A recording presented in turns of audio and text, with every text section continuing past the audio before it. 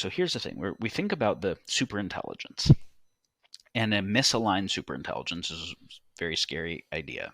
We could already say that collectives of lots of people interacting in particular ways, whether we say a public corporation or say a nation state, is kind of a general intelligence that is already misaligned.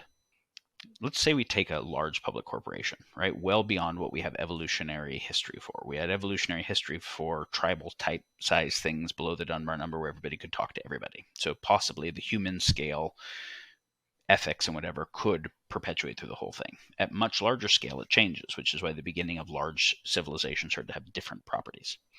So you take a public corporation.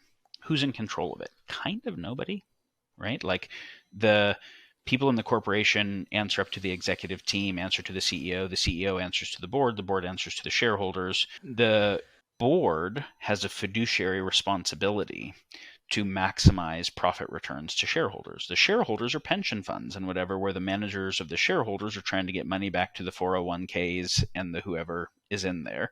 Who's really in charge of it? You can get rid of a CEO and put a new one in. You can get rid of a director, put a new one in. You can sell some of the shares, get a new shareholder. It's kind of this thing that gets set in motion where it has an objective function, which is now maximize profit within the domain of how it figured out how to do that thing. It's running on all these human intelligences, which are already general intelligence. So it can do things that the humans can do, plus things that none of those humans on their own could do, right? It takes a lot of humans together to do a Large Hadron Collider or a Hubble or an Exxon. And then beyond just that, it's already engaging the narrow but very powerful data processing.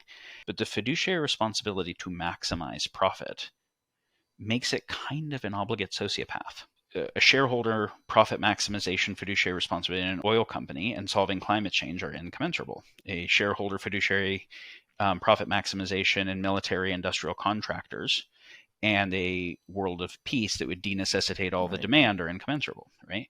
So the AI risk scenario that Yudkowsky or Bostrom or others put forward of a thing where you can't pull the plug, it is upgrading its capacity to do what it does, it has an objective function it's pursuing, but it harms stuff that we wouldn't want harmed in its subjective function in the pursuit of it.